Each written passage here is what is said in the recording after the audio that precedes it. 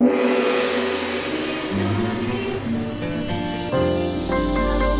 Channel 3, Jembatan Pencerahan.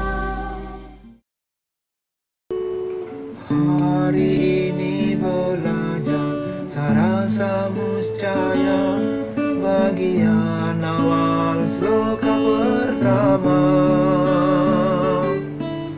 tentang tujuan hidup manusia, kelahiran di Mayapada.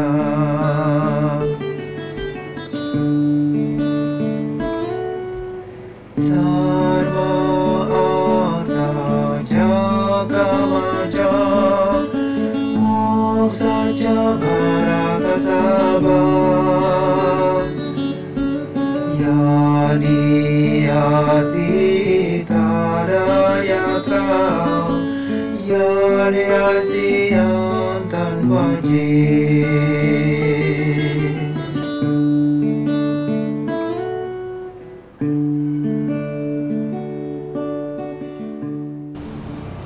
Pemirsa, kita dipertemukan lagi di kanal YouTube HiTV Channel 3, Jembatan Pencerahan. Nabi Orti, semoga selalu dalam lindungan Hyang Widi. Kali ini sengaja kami pilihkan menu teranyar menjadi tontonan tentang tatanan berisi tuntunan untuk kita semua. Inilah TOS, tayangan on the spot HiTV Channel 3. Takkan ada di tempat lainnya.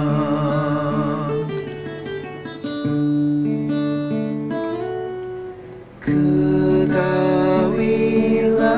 Janama Jaya, ajaran Dharma Artha Kama Moksa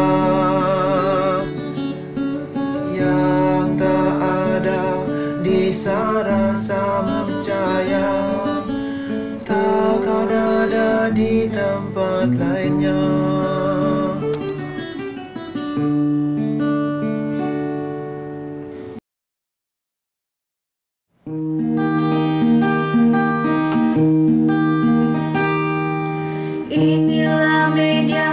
Transfer nilai dan moral sangat diperlukan untuk membentuk karakter building. Inilah Sekolah Rumah Hindu Dharma High Schooling dalam program Tutur Sebelum Tidur.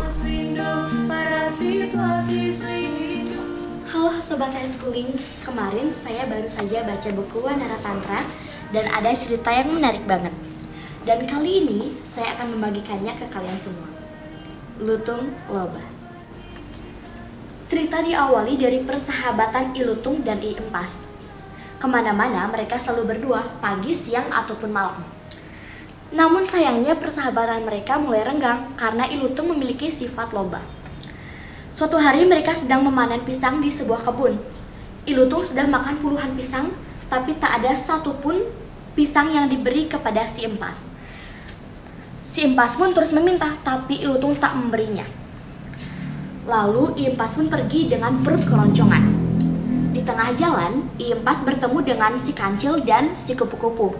Si Kancil bertanya, "Hei Empas, kenapa kau terlihat murung seperti itu?" "Aku lapar kawan." "Wah, sungguh kasihan kau Empas.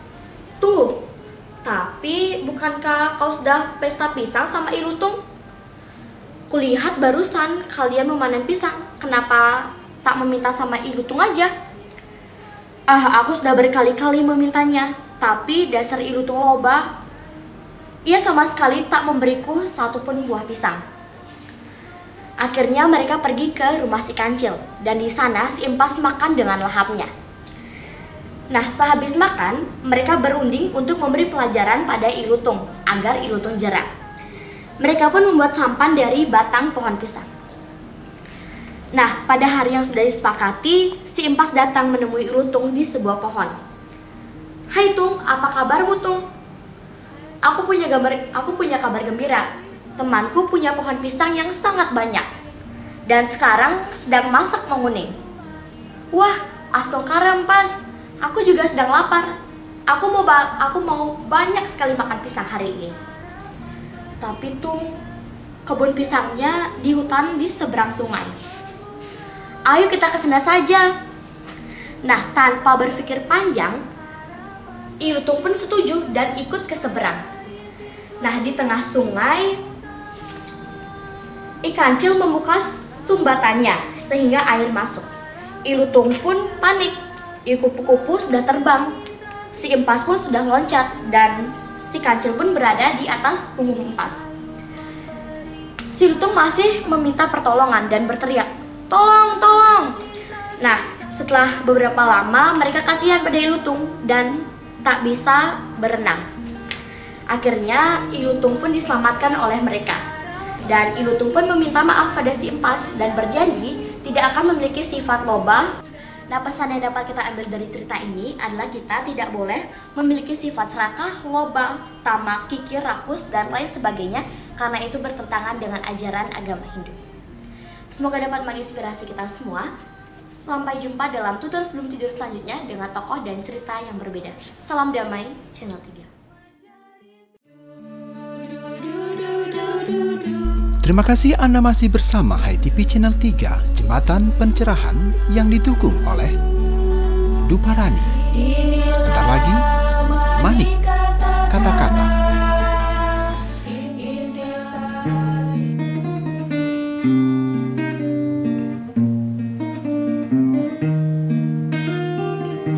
Inilah petua Sang Dharma tentang kehidupan bersama. Harmonisnya warna yang beda, dasar keindahan seperti Bhinneka Tunggal Ika, berbeda namun satu jua.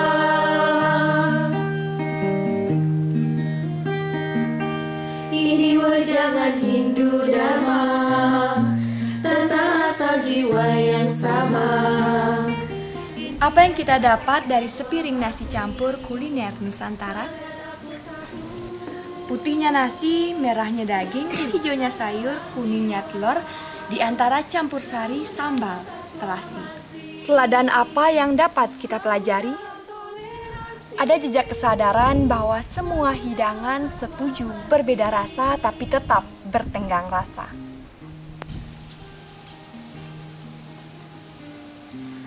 Tapi uniknya, justru karena mereka berbeda, mereka sepakat bekerja sama untuk memberikan sepiring kenikmatan lidah bagi sang pemuja rasa. Seperti Bhinneka Tunggal Ika berbeda-beda, tapi tetap satu. Saya Diah Parisia untuk Harmoni Indonesia. Seperti Bhinneka Tunggal Ika, berbeda namun satu jua.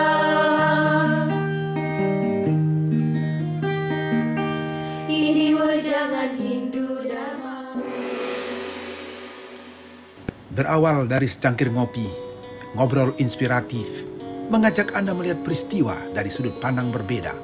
Berbagai tokoh inspiratif akan mengemas narasi menjadi solusi. Pemirsa HiTV Channel 3, kita jumpa kembali dalam program Ngopi Ngobrol Inspiratif. Senang sekali kali ini saya bersama Prof. Ketut Sude yang akan mendiskusikan tentang topik bahasan kita kali ini, Spirit Pendidikan Nyepi dan Simekrama. Seperti apa momentum Hari Nyepi dalam menyelipkan pendidikan Hindu di dalamnya? Semua itu akan diulas tuntas setelah pesan yang satu ini. Acara ini disponsori oleh Galeri Bukuku, mengemas kata, menata aksara, Peace of Mind, Oase di pusat kota.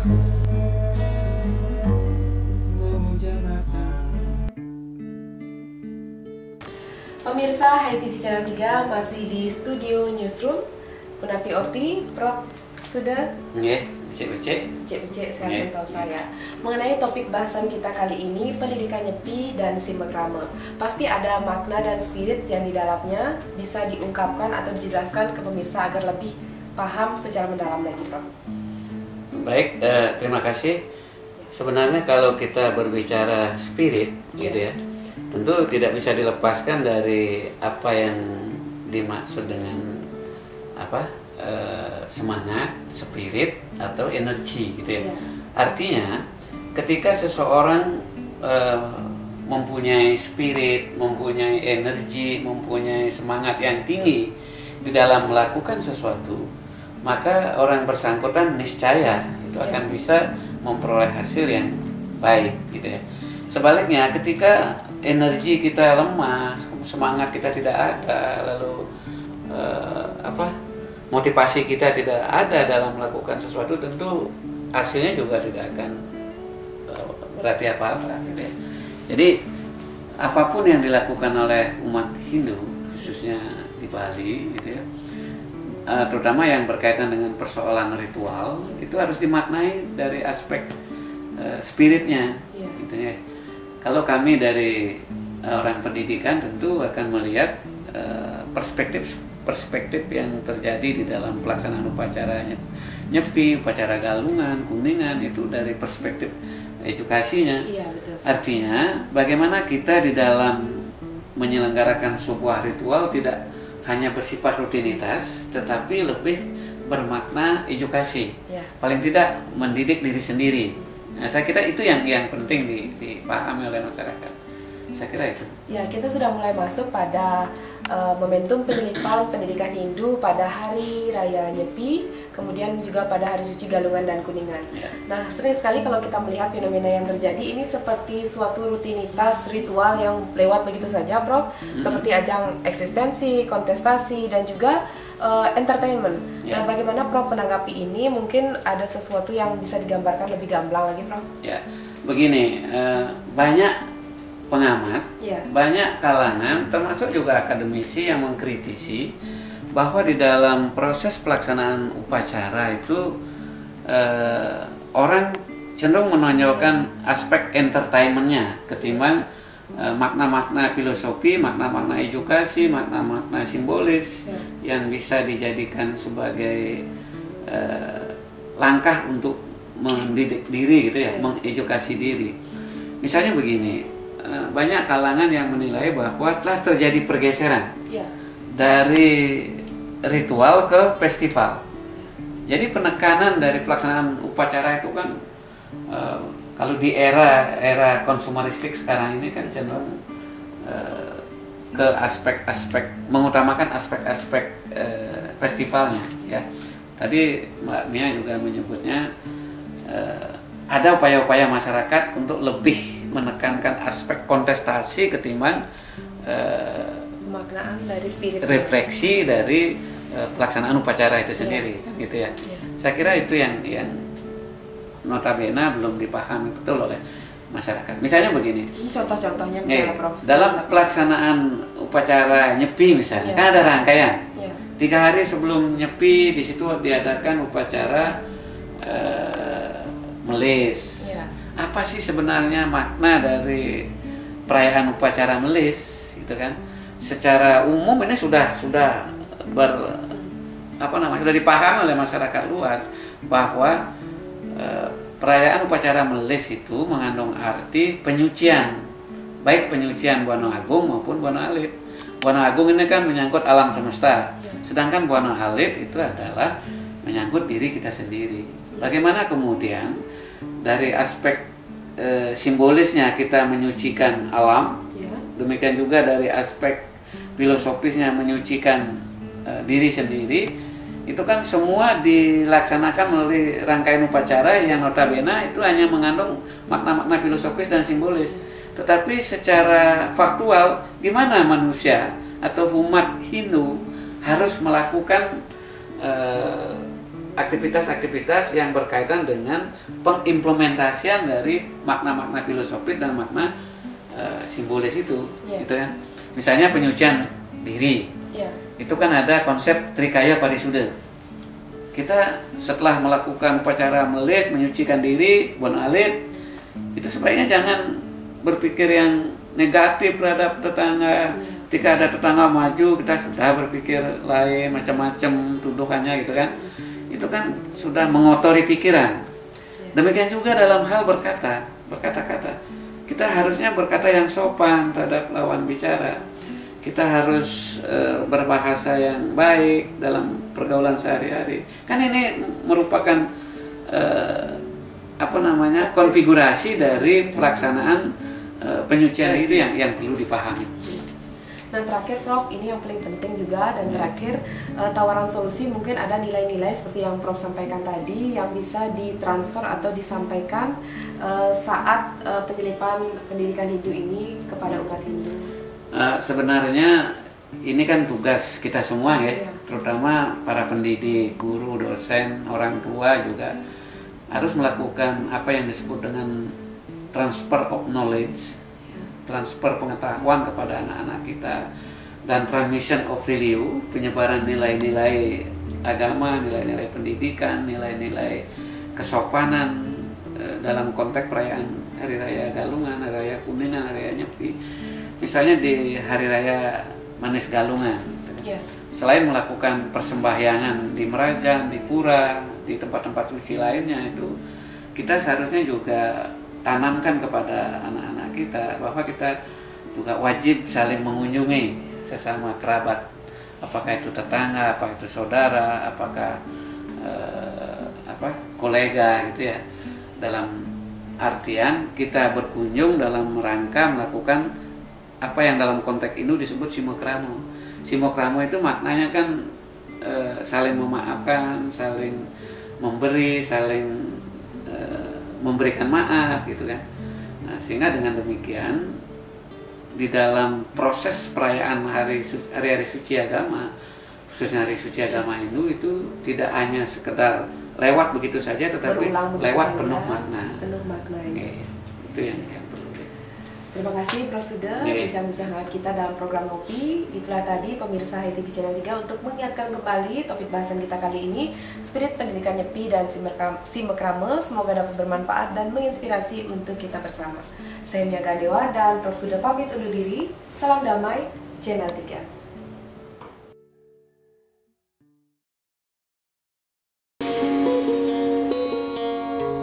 Sebentar lagi Anda akan ikuti Sundari Nada, jalinan makna di balik nada.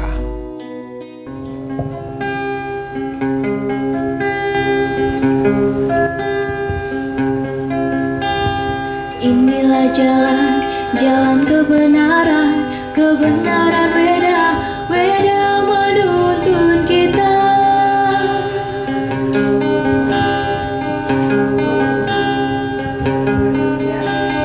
Dharma, arta, kama, moksa, catur purusarta.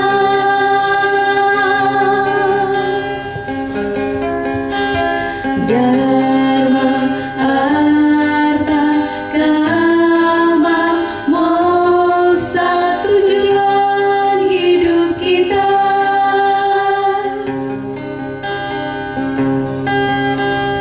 Dharma, arta, kama, moksa, arah hidup kita.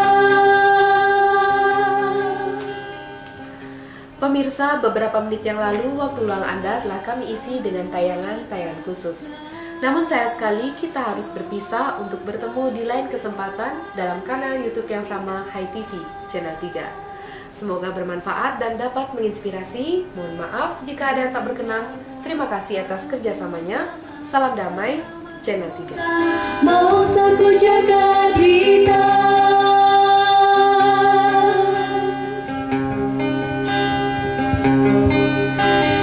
Dharmanya arta, artanya kama, kamaku mau saku jaga kita.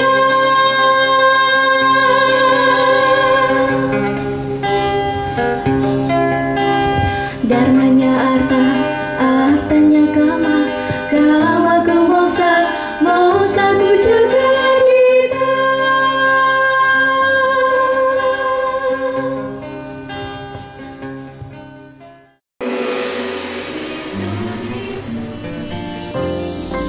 HTV Channel 3, Jembatan Pencerahan.